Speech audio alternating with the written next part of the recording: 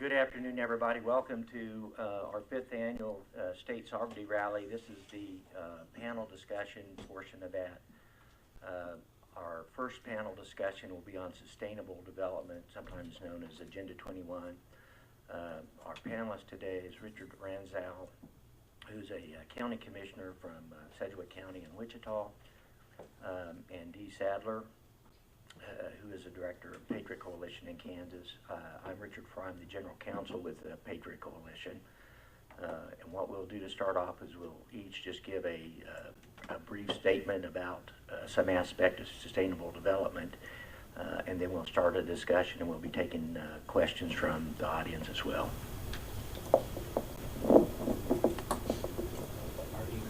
My name is Dee Sadler. I'm the Deputy Director for the Patriot Coalition. And I'd like to talk a little bit, sustainable development has permeated our lives in so many different ways. We've had the smart meters, the green energy. And green energy was speaking to me because I wanted to share an experience I had in Kingman County.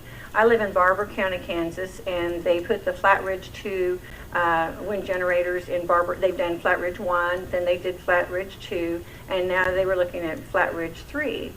And what they do when they have the wind generators, they come into your community a couple of years in advance. They scout it out. They found out, who has the most money, who has the most farmland, and they literally get a profile going of who they need to approach about putting wind generators in the area. Then they go to the county commissioners. And the experience in Kingman County was I ended up showing a film called Windmills, I believe, and it can be found on the internet, and it's a story of Meredith, New York.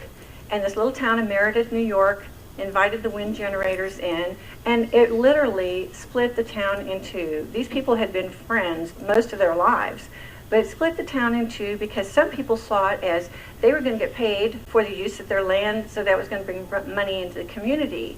But what they didn't realize, and I don't think is really truly public knowledge, is the fact that wind generators are affecting people's health. They have tinnitus, the ears, the echoing in the ears, the sense of vibration. The animal habitat in the area are leaving the area. Some of them are not reproducing.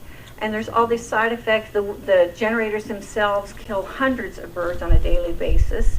And those are the things that we're not hearing about. And the same thing for the meetings. When they came into the town and decided to approach the county commissioners, it wasn't very well announced. And so much of this is done under the table. And the population in my county alone is like less than 5,000 people. So you can imagine the coffers of our county it's not a lot. And so when British Petroleum comes in there and says, you know what, if we can put in 60 wind generators, we'll pay you $390,000 this year. And then we're going to top that, and we're going to give you $300,000 to your EMS and fire department in the county. And of course, if you were sitting on a county commissioner, wouldn't you kind of get excited about that? Of course we would. We all would, because we would like to see our rural communities grow. But that's just the good side of it. And I think when we're looking at sustainable development, whether it's smart meters, wind generators, whatever, you have to look at the economic side of it, but you also have to look at how it impacts the people within that community. Richard? Yeah, I'm Richard Ranzau, Sedgwick County Commissioner. I've been a county commissioner for about 2 years. Probably I first heard about sustainable development a little over a year ago. I didn't know anything about it, but we had an opportunity to participate in a federal grant program for local sustainable development planning grant. Well, the first time it came before us, I voted against it because all I knew about it was that it was a partnership between HUD, DOT, and EPA coming from the federal government, and they're going to help us create over a period of 3 years, help us create a plan for a community. Well, that's all I knew about it, but that was enough. I didn't think I needed the federal government, particularly the EPA, to plan our community. But while that was being discussed, I had a couple people email me, hey, you need to check into this. This is related to something called Agenda 21. Well, I didn't do that initially, but about 6 weeks later, I finally sat down at my computer and started Googling and checking some things out. And I remember when I attended the organization that's pushing it down in the Wichita and Sedgwick County is called REAP, the Regional Economic Area Partnership. And I remember very clearly a meeting I attended, they had a definition of sustainable development. and it was talking about, you know, doing things that wouldn't hurt future generations. Well, so I sat down that one day and started researching. In fact, I Googled that definition because I always thought that was a strange definition. And lo and behold, that very same definition of sustainable development I find out was created in the United Nations document in 1987 called Our Common Future. And ever since then, I've spent probably at least 100 hours more researching this, finding out the facts. And the more I find out, you know, the more I realize that this is not good for our community and understand the consequences. Is going on all over the country. We hear from patriots all over the country trying to fight this. It's certainly been accelerated under the Obama administration. From my point of view as a county commissioner, I'm concerned four basic things that I see that is going to have a negative impact on our communities. It's going to cause increase in taxes. They've made that very clear. Housing costs will go up. We'll have more regulations, often self-imposed, and fewer property rights. A lot of these rules and regulations to implement sustainable development, in fact, it's said in the NOFA, the Notice for Funding Availability from the federal government, that says that one of the goals is to expedite implementation of their principles via land use laws and regulations. So I'm very concerned about that from personal property rights and a variety of other areas. The problem that we have is getting people to be educated, getting some of the local elected officials, to include those who you would think normally you wouldn't have a difficulty with, Republicans who say they're conservative, to understand the problems with this and vote against it. So we're fighting that battle. We were able to get the state legislature or the House last year to pass a resolution opposing this. Hopefully this year we can go a little bit further and have some legislation prohibiting specific policies and participation in grant programs, prohibit the use of taxpayer funds for a variety of things. I'm also concerned about the influence it's having on our education. Kansas Board of Regents has, since 2008, I believe it is, has required all state universities to have a sustainable development policy. Pittsburgh State's going to implement it, have a sustainable development degree program. So, and I'm sure it's probably in K through 12 when they're trying to indoctrinate our kids, which is another great concern that I have. So it's been just a little over a year since I've been involved in this fight. I can't believe everything that I've learned of what's all going on, but I think one of the key strengths that we have, or one of the biggest tools we have, is the internet.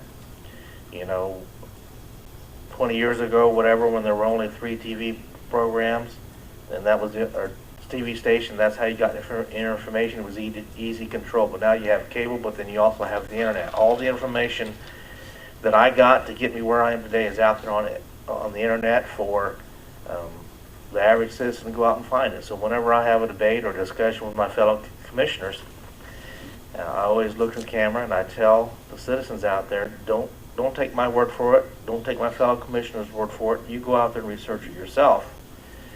And then you decide who's telling you the truth.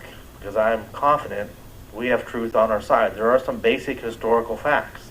I mean, I have commissioners and people in the community who want to deny basic historical facts. And I try to tell them we can have an honest agreement of whether the sustainable development is a good idea or a bad idea, but where it came from and who produced it and the history of it is basic historical fact, and they still want to argue that point.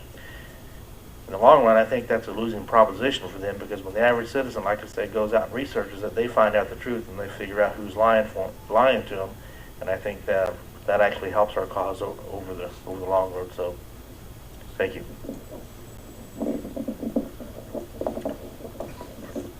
Basically, sustainable development is a political theory on a socio-economic structure of governments. That's really what it relates to.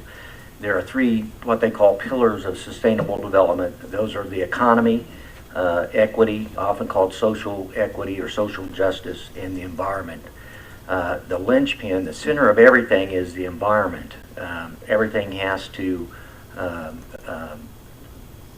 support the environment. Under the theory, the environment, they do not want the environment to change. So, for instance, the harvesting or production of fossil fuels is not allowed because that changes the earth. They only want the things to be used that are replenished. So we in essence put the earth above mankind. Man is to serve the earth and the environment, not the other way around. and what we have seen with it consistently, and there are many different aspects of sustainable development. We have sustainable medicine. In this country, we call it Obamacare. Other countries, they call it something else. But the world in general is on the same deadline to implement Obamacare. And the systems that they use are, these governments are using, are going to be very compatible. They can be interactive and communicate with each other as well. We also, a lot of our economic laws here in the United States are really sustainable development. The Clean Air Bill and the Clean Water Bill. I think it was 92 when George Bush, 41, signed on to the Agenda 21 agreement with UN. Now, it's not U.S. law, it's not a treaty, but the U.S. actually started implementing Agenda 21 several years before that through the farm bills, and that has been probably the major way of getting it implemented and started in the U.S. And in fact, the Department of Agriculture, I believe, is the first department that formally adopted and defined sustainable development for their purposes. Following George Bush, Bill Clinton set up the Presidential Commission on Sustainable Development, and it consisted of basically the heads of all the executive departments. Primarily, you had the transportation, environment, agriculture, and others, and also NGOs and private business were in the commission. And their objective was to push through sustainable development in America. And they've been very successful at doing that. So we have federal agencies. What Commissioner Ranzau was talking about in terms of his community is a partnership that is between the Department of Agriculture, Department of Transportation, and EPA, and it's called the Sustainable Communities Partnership. And they provide grants both to communities and to NGOs and to regional planning councils, which are non-governmental agencies or entities that are bringing in cities and counties, and then basically they're dictating the planning, whether it's water planning or commercial planning development or transportation planning to those communities. And one of the key factors that we see is the funding. There's always money involved, bribing. Whether it's British Petroleum in Kingman County that's coming in and spreading the money around, and that's also going on in England. I've read various things about problems that they're having in England with this same thing, where groups are complaining because in essence what's going on is the departments are coming in there bribing cities to do this. Just exactly what Dee talked about there in Kingman. It's the same thing. And they're bribing these cities and these counties by offering them money. But one of the things that's going on is, for instance, for the cities and counties and the planning organizations, basically these people that join, or these entities that join these councils, are surrendering their sovereignty and their authority over to some federal agency primarily. And usually it's the Department of EPA that has a final say on this stuff. And they don't dig far enough down to understand that in their documents.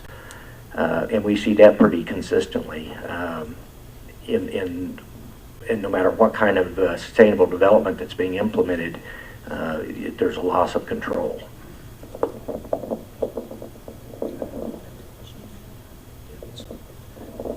Does anybody have any questions on that, or do you have any situations you want to? I had several questions on it. One of the things that we just went through, they're setting it up an MPO here in the center of the state, and after researching and using some of the information off the internet, we find out that most of the local and personal interviews with most of the local politicians that are involved in this and stuff, that they're all for it because they're getting federal grant money, But what they don't seem to understand is that once they turn this over to, especially the MPO, once they turn this over to a board, this board has the right to all this grant money and stuff, to pick the projects and stuff, but they're turning over the rights of the citizens because we have no way of combating paying the taxes and stuff, because most of this comes from the taxes. And there's a head tax in one of the counties, they're paying 50 cents a head to be in this and stuff, without the people of the county actually knowing that it's happened. What I want to know is, we know that it's been successfully stopped in several states. I would like to know how to approach that same thing here in my state.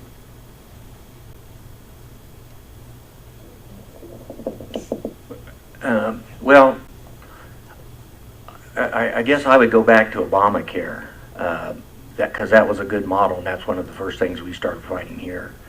And when I figured out that was going on here in Kansas, I contacted Oklahoma, and there's several other states. We found out that was going on, where we had conservative Republican governors in 4 or 5 states that were talking against Obamacare and implementing it. Okay, and when I talked to the folks, Amanda Teagarden was one of the primary contacts I had, which we know quite a bit because she's been helping Kansas a lot with that issue and giving us information.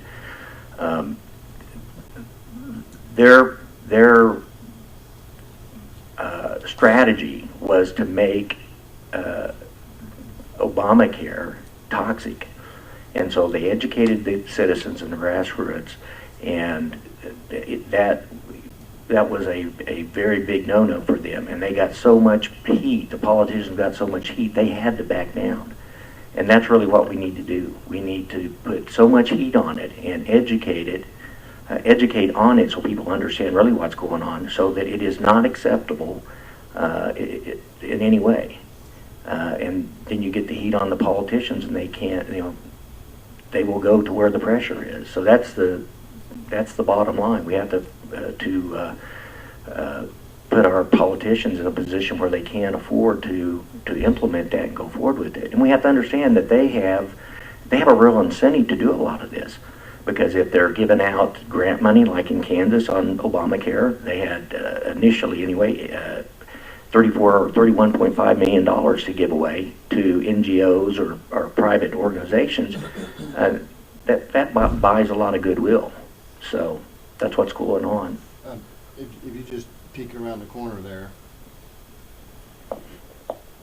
Yeah, what we have on the screen are the governors that were involved in, on one hand, denouncing Obamacare, and then on the other hand, they were implementing Obamacare. And that's exactly what we saw in our state. I mean, it was very consistent, and we're going to see that in sustainable development. There's no doubt about it. It's the same deal, and it's going to be the same operating procedure. You're going to see some of them that denounce it, and then they're going to turn around and tell you they're not doing it. What we had here in Kansas was the governor gave back the Early Innovator Grant that contractually obligated us to do Obamacare. But then within 2 weeks, he turned around and got other financing from the federal government, and he went ahead with Obamacare. And so you're going to see that switching grants. There are many federal programs that are paying for this, and there are many NGOs that are sponsoring this, and through which federal money is being funded. And part of it is a scheme. They're trying to conceal where it's coming from and who's behind it. And so that's what we've got to watch out for. But as soon as you go after them, they'll change their plan. And we knew in Kansas what was going to happen before it happened, because it already happened in some of these other states, and I was in contact with them. And so you can expect the same game plan. We're not doing it. Well, we are doing it, but it's not what you think. Oh, we've stopped doing it, but yet they are doing it. I mean, it's a strategy of deception. Yeah, I think you need to continue to educate the people and educate your local elected officials. Now, some of the things are going to be harder than others to stop. MPOs have been around for a long time. I know it's new in Manhattan. We've had one at Wichita for a long, long time.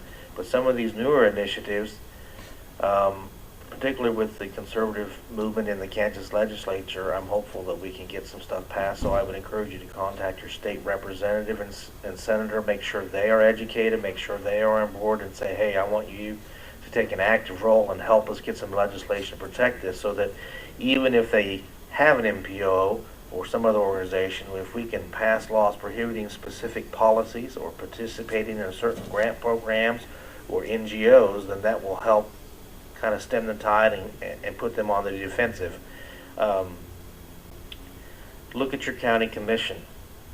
Cities tend to be a lot more progressive and liberal than counties in general. You got to try and find people to run local races, okay? And we'll run at cities, but especially counties. If you can get the counties to go against some of this stuff, they're a powerful force as well, and generally they tend to be more conservative, okay? But continue to educate them. Don't give up. Give them the stuff. It's Sustainable Development Agenda 21. There's a lot to it. I think we all know that, and it's hard to give them, to convince them in a few seconds or short sound bites. It takes a lot of stuff, and then you're going to have to be over a period of time, give them some more stuff. There's some good videos out there. There's information out there, and encourage them to read it, not just during the legislative session. If we're not successful this year, keep doing it throughout the year. Keep bringing it up. Educate other people. Like I say, use the internet. Tell your friends and neighbors, you look this stuff up. You tell me what you think, okay? We've got to be in it for the long haul, but I think education is key and understand what we're up against. And I think we really need to try and seize this opportunity with the conservative legislature right now to try and get some things, or at least get the ball rolling. So it's nice that we have people here from all different parts of the state, so that it's not just coming from Richard Ranzau in Sedgwick County. It's coming from all those representatives and senators are getting out there. Look for allies. Look for farmers. In Sedgwick County, the Farm Bureau is very much opposed to the sustainable development. They understand it. Contact the Farm Bureau in your county and educate them and the other farmers, and tell them about Meatless Mondays. Okay, that's what sustainable development really means. You know, at least when it comes to farmers, that they, you know, that's bad. And so, kind of each person that you talk to, you want to find what appeals to them, what area they're concerned about. You know, if I'm a home builder, I might not care about Meatless Mondays, but I may care about the fact that I can't build lots on 5-acre lots, or I can't do this, or I have to do that. Whereas if I'm a farmer, I'm going to be concerned about Meatless Mondays. And there's plenty of things with sustainable development that you can find something that will affect anybody and everybody. So kind of target it that way as well. Okay, I'd just like to make one parting comment on this as well. You know, I'm so thankful for the people that we have here today, because I know that you care about what's going on. You've proven that over and over consistently for the last 4 or 5 years that I've been involved in this. But I encourage each of you to just take yourself one step further. It's just like you were talking about your situation there. Start having meetings in your own community. I'm not a public speaker, but you force yourself out of your shell, you know, to educate those around you. It was too late for us in Barber County. They'd already had the windmills up by the time I was aware of that particular situation. But in Kingman County, it was like, I looked on the internet, I found a movie, I showed the movie, I started showing the movie in the area. The only problem is we were just a little bit too late by the time we got to Flat Ridge 3. They went ahead and passed it, and it was all pending on whether or not they got tax credit. And so I don't know if their tax credit was approved or not. I need to check on the status. But what that did for the local people is it gave them a voice. And we went there that evening. Richard was with me. We went there. How many people do you think that we had in the courtroom that night? On over 100. Probably, but I wanted you to be aware, because Jenny went through this in Hutchinson. You know, you're prepared to go in, and we were going to talk to, it was the Planning Commission. These are not elected officials. It was the Planning Commission. When we went in to talk to them, there were 9 of them. None of them lived near the windmills or wind generators, you know. But the thing of it is, these people showed up. The citizens of that county, it was right in their backyard, and they showed up. And so what did the planning group do? They invited all of the lawyers from BP. So they had probably almost as many lawyers as we did people in the audience. And I think, isn't that the situation you ran into in Hutchinson as well, Jenny? I don't know about, you mean Sustainable Development had the lawyers. They had the group, not only lawyers, but also the head honchos with REAP. They were there to fight the battle and to stand against those of us who were saying no. You bet. Yeah, what is REAP? REAP is Regional, Regional Economic Area Partnership. Regional Economic Area Partnership. And give them just a short description of what REAP's major task is, their purpose. Well, it's an organization about 9 counties around Sedgwick County and Wichita, and they say they're for economic development is why they were brought together. They've been around for 17 years, but they're getting into their main thing right now is this sustainable development program. They want to create a plan. They want to spend 3 years to create a plan for our 5-county region. Now, we've been able to get 2 of the counties. This is why I said approach the county. Butler County and Sumner County have refused to participate in this grant program. Sumner County has even left REAP itself. But Sedgwick County has agreed to participate in a 3-2 vote. Reno County was 2-1. Butler County is 3-0, but one of the ones that voted for it has lost an election, so it may be a little closer now. So anyway, that's kind of in a nutshell what's going on. And may I just make one further comment? These agencies in our area, it's REAP, but in every area, that agency is named something else.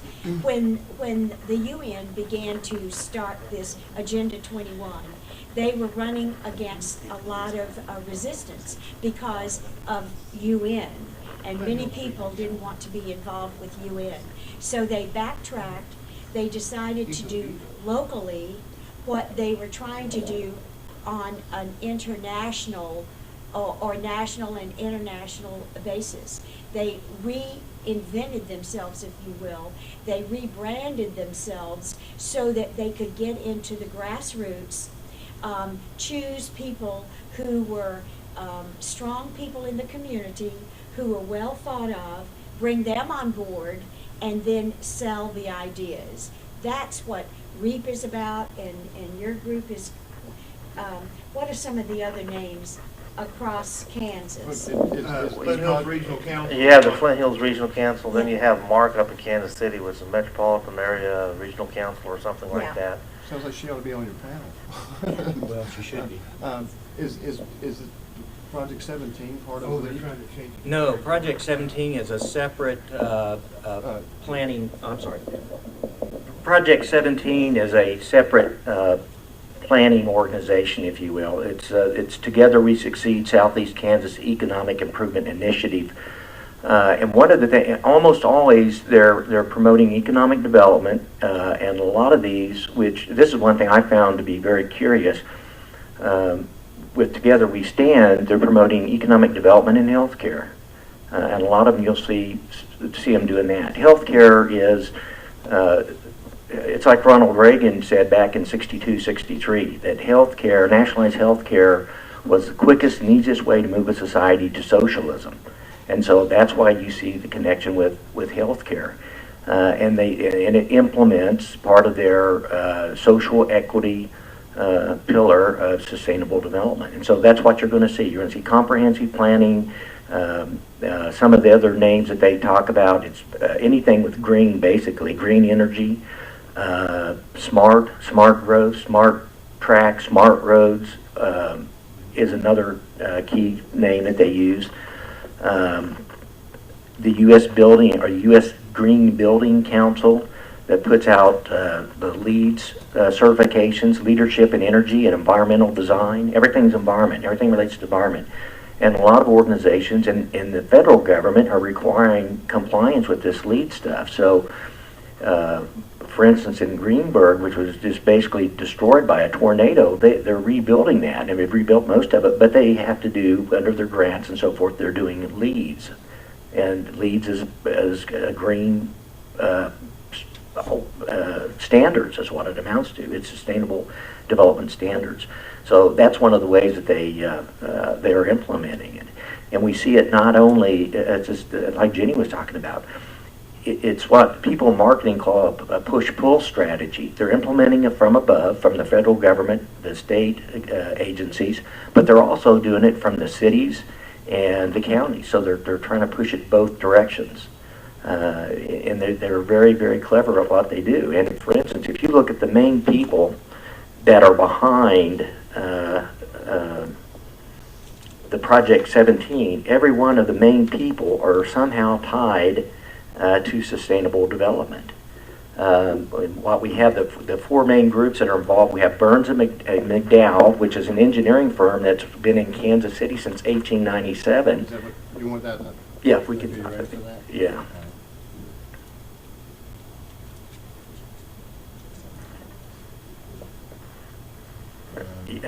Yeah. Anyway, he's going to put up a slide, but the four main entities behind that are working with it is Burns and McDowell. It's a for-profit engineering firm, been in Kansas City since 1897, very well respected. We have the Rural Policy Research Institute that is out of, I believe, the UMKC, the University of Missouri at Kansas City. And we have the Kansas Leadership Center and then Governor Brownback and Pat Apple. Senator Pat Apple are big supporters of it. And if you look at their relationships, yeah, okay, now, Ready for the next one? yeah, that right there is fine. If you look at what this does is focus just on Burns and McDowell. This is all their relationships that go back up to the sustainable development. I mean, this is, they are implementing and are certified to implement and monitor this Green Building Council standards, the LEED standards, and they promote that. In fact, I think for the last 3 or 4 years, they have had a national sustainable development conference here in Kansas City. Kansas Sustainability Summit. That's their gig. They're involved with Global Reporting Initiative. That comes out of the UN Global Compact and is part of the Sustainable Development Agenda 21. And that was developed and pushed through the UN Environmental Program. And of course, that's a major agency under the United Nations. So, and you can do that for every one of these organizations that are involved with Together We Succeed.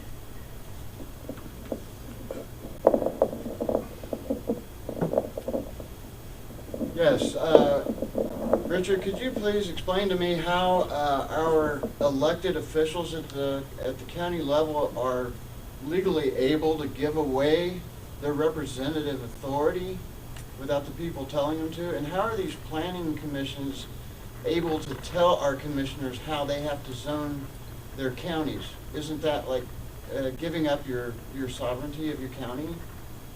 Well, it is, and they do it by agreement. Again, it's kind of like Obamacare. The federal government couldn't make the states implement it, but the states signed agreements. People have to understand there's a difference. There's two kinds of unconstitutionality, if you will. There's some things that none of the governments may do. Say, for instance, banning handguns would be one. None of the governments can do that. On the other hand, there are some things the federal government can't do that the states can do, like controlling speed limits on highways. So what we see is the federal government comes in and they bribe the states to do that. They offer money to do it. We had that in Kansas. I think the federal government offered the state of Kansas $50 million if we would pass the seatbelt law. Okay, so the legislature thought it was good to take federal money, what they call federal money, free dollars, which is going to be paid by our kids and grandkids, and they implemented that. So they took the bribe. They pimped us off for the federal government. And that's really what they're doing. They're entering into agreements, these commissions are, with these MGOs, these planning organizations. And that's how they give away their sovereignty and their authority, and it's not appropriate, but they do it. Might I suggest, while you've got this, you started this process, you've got several. This is a more relaxed environment than what we did yesterday, and we do want interaction and discussion. But this is a concept. I mean, this issue alone, we could stay here all week, 8 hours a day, and just barely scratch the surface on it. But you've got the Project 17 hierarchy started, And we're coming up on 11 o'clock, and you've got other panels, other issues that you're wanting to. You just want me, you're asking me to just go through Dude, this? go ahead and continue with it, if you would, just in the interest of the flow. May I ask you also to repeat the question that's asked of you so the audience on the web can hear the question? Because I doubt they can hear the audience. Yeah, I can try, if we keep them brief to the point. Okay, we want to put the big one? the big one up. All right, give me 1 second. And again, this is Together We Succeed, Southeast Kansas Economic Improvement Initiative, Project 17. And this shows a bigger blow up, and it shows more of the relationships of more of the 4 entities that are involved in this. If we go over here to the right, we have the Kansas Leadership Center that's involved and is providing some of the in-kind funding. I think $1 million of in-kind funding, which means they're doing training. They're offering training, leadership training. The Kansas Leadership Center operates with the Coaching the Village or the Global Village, right? It takes a village, a global village. We're all citizens of the world, right? They also work for the Center for Creative Leadership. And what these groups are all promoting is sustainable development and social equity, social justice. That's what they do. Let's drop back down then to the Kansas Leadership Center. And leadership is a big deal. This is a theory that they're pushing. They're going to train the politicians. I'm sorry. All right. They're training the politicians to be quote unquote leaders. And so they can push these agendas, their theories on the public, basically. The Kansas Leadership Center was started by the Kansas Health Foundation. The Kansas Health Foundation is funding the Kansas University Medical Center and sponsoring a medical professorship there with a professor that's associated with the UN. It just goes on and on. Then the Kansas Health Foundation has started the Kansas Health Institute, and they're associated with the Robert Wood Johnson Foundation promoting sustainable development and other things. I mean, we could center on any one of these and blow it up. And show relationships regarding sustainable development that they could cover a wall. It's amazing. In fact, if you recall, when they were passing Obamacare, the House GOP had a poster done that was similar, that was showing all the interconnections. If y'all recall seeing that poster, that would be like a postage stamp. On the whole, you used to buy the whole sheets of stamps. Obamacare, if you don't have it ingrained in your head, Obamacare is Agenda 21. There's no separating the two. They are like hand in glove. And just Obamacare is one of those postage stamps on a whole sheet of stamps of sustainable development programs. I often hear people refer to sustainable development as part of Agenda 21, and it's not. It's the other way around. Agenda 21 is the agenda for the 21st century of sustainable development mission. Yeah, sustainable development is the theory. That's the theory. Agenda 21 is the action plan to implement that theory.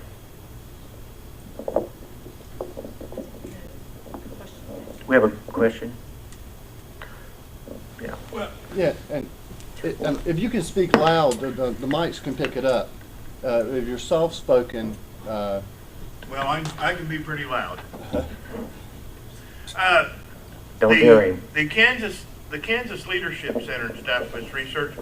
When we researched down on the MPO and stuff for our area and stuff, we found out that that even goes back to George Soros.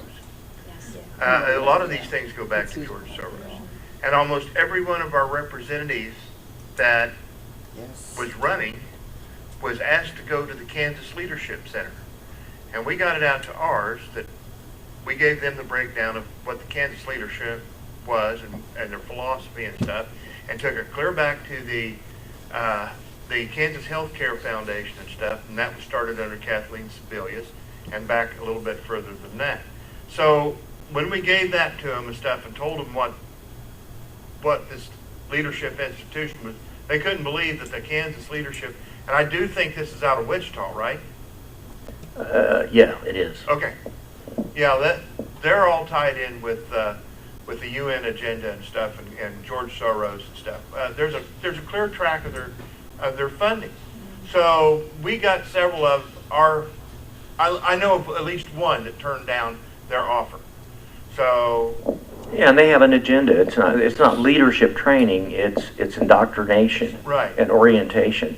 The Kansas Health Foundation was started by basically the owners of I want to say Wesleyan Hospital. Is that right in Wichita? Wesley, and they sold that, and they started this foundation, and they, at least a few years ago, was the largest foundation that focused on healthcare. I mean, it's the biggest in the country. They've got lots and lots and lots of money that they throw around. They set up these different organizations. One of the things that they have indicated, I believe I got this on their website, is that they ascribe to the World Health Organization's definition of health care, and it's all tied in. So they are promoting Agenda 21. So my question goes back to the fact: how do we stop?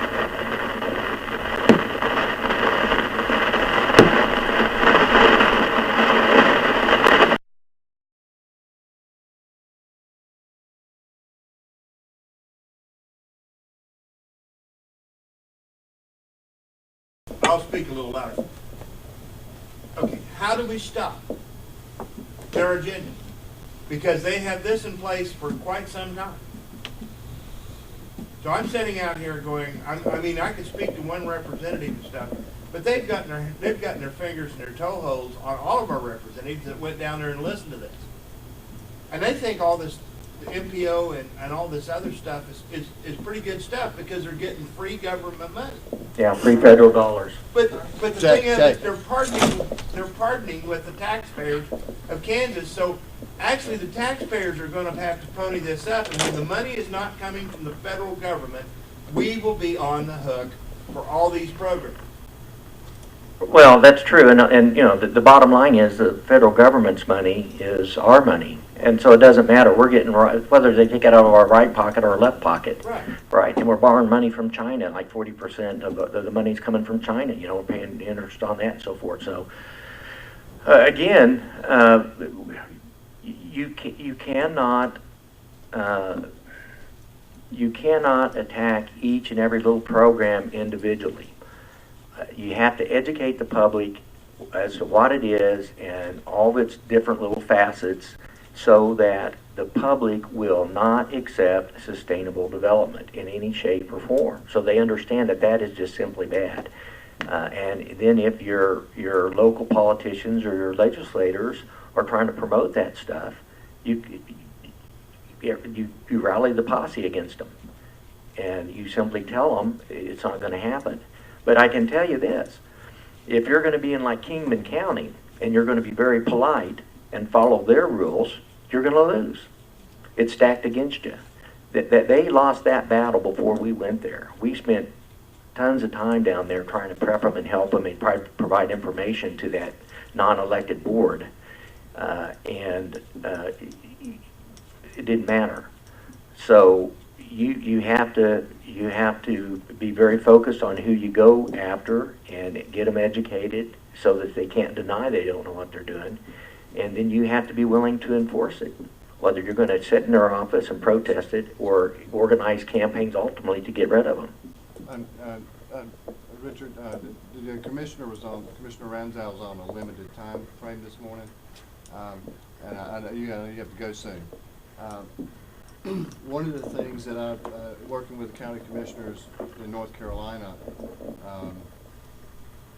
they have started looking at how much money of the county's budget is actually pass-through money. That's not money that's raised from property taxes or local sources, or that's coming strictly from state coffers, to determine how much of the county's actual budget is from state and local funds, and how much of it's coming from federal programs that bribe the states that then bribe the local governments, just so they can see where we are. If we want to, if you've got someone hooked on heroin or crack or something, they don't just cut it off cold turkey. You kill the patient that way. But until you know how much of your monies that you're spending on your programs in the county, you're not gonna know where to start. But I would suggest that any public-private partnerships, that is the first step towards fascism. And it may sound good when the carrot's dangling out there, but like someone mentioned, the carrot is only there to get you hooked. And it's like the crack dealer offering the free samples until they get you hooked. I would what the commissioners in Beaufort County, for example, when they have their, you've been to budget meetings, budget hearings, it's the most boring. It's like watching grass grow.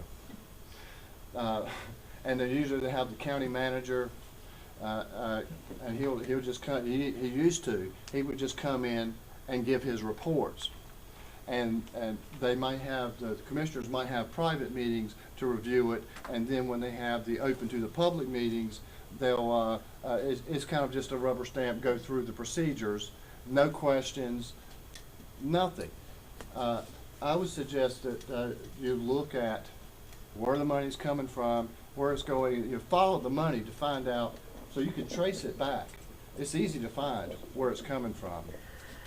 Well, I agree. I've actually voted against virtually every federal grant we've been offered since I've been on the county commission. I've also fought against these public-private partnerships for a variety of reasons. Unfortunately, elections have consequence, so most of these votes come down 3-2 and they pass. Yeah. If I had one more vote, we could do a lot of things there in Sedgwick County. That's why as they continue to, a lot of the rural counties, you only have 3 county commissioners. So that means you only got to convince 2 of them, okay? Or find 2 people to replace them, okay?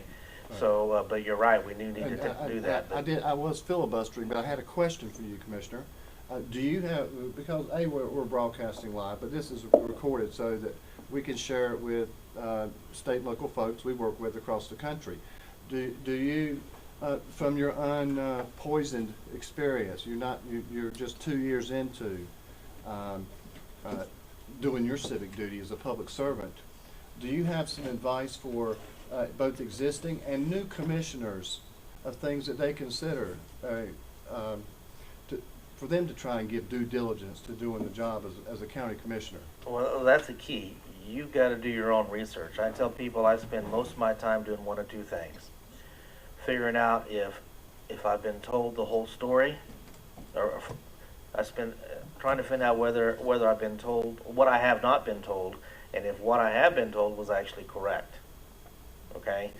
A lot of these commissions, unfortunately, in rural areas are part-time.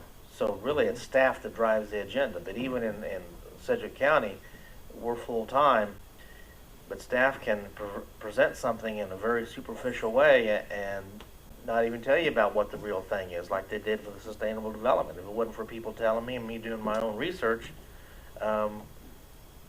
I wouldn't know about it. So I say, do your own research, but listen to people. When people come and tell you and say, hey, you need to learn about this, understand that they might be right, and what you're being told superficially may not be the whole story. And within a lot of these communities, you get the same people in all these different organizations. You see the same names and faces pop up, okay? Mm-hmm. And they all have an agenda. And so sometimes it can be a little overwhelming, but you got to get it in there. You have to do your due diligence. That means you got to take time and do it.